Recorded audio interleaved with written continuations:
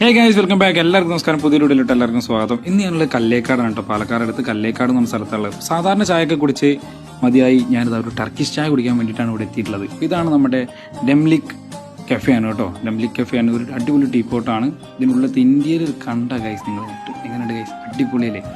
വേറെ ലെവലാണ് ഗൈസ്, ഒന്നും പറയാല്ലേ, വേറെ ലെവൽ എന്ന് പറയാം. ഇവിടുത്തെ ഈ ഒരു ആംബിയൻസ് ആണെന്നുണ്ടെങ്കിലും ഈ ഒരു ലൈറ്റുകളായിക്കോട്ടെ, അവിടെയുള്ള സിറ്റിംഗ് അറേഞ്ച്മെൻറ്റ്സ് ആയിക്കോട്ടെ, എല്ലാം കൊണ്ട് അടിപൊളിയാണ്. എയർ കണ്ടീഷണർ കൂടിയാണ് കേട്ടോ. അടിപൊളിയാണ്, വേറെ ലെവലാണ് കേട്ടോ ഇവിടുത്തെ ഒരു ആംബിയൻസ് എന്ന് പറയുന്നത്. അതുപോലെ തന്നെ ഇവരിവിടെ ഉണ്ടാക്കുന്ന ഫുഡുകളായിക്കോട്ടെ, ഒന്നും ആർട്ടിഫിഷ്യലായിട്ടുള്ള കളേഴ്സോ ഫ്രാഗ്രൻസോ കാര്യങ്ങളൊന്നുമില്ല.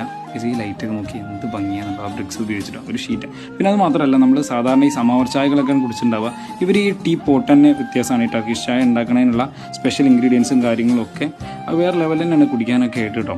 അതുപോലെ തന്നെ സാധാരണ ചായക്കടികളൊക്കെ മാറ്റി നല്ല അടിപൊളി ടർക്കിഷ് വിഭവങ്ങൾ നിങ്ങൾക്ക് ഇവിടുന്ന് ഞാൻ ട്രൈ നമുക്ക് അഫോർഡബിൾ ആയിട്ടുള്ള പ്രൈസ് തന്നെ ഉള്ളൂ. ഈ ഒരു സംഭവം കറങ്ങാൻ കണ്ടിട്ട് തലകറങ്ങി കഴിഞ്ഞാൽ ഞാൻ ഉത്തരവാദിയില്ല ഗൈസ്. ഇതാ ഇവിടെ ഉണ്ടാക്കണത് കണ്ടോ, ഹൈജീനിക് ആയിട്ട് തന്നെ സെറ്റായിട്ടാണ് ഉണ്ടാക്കുന്നത് കേട്ടോ. അതാണ് അപ്പോൾ നമുക്ക് ഇവിടെ സെർവ് ചെയ്തിട്ടുണ്ട്.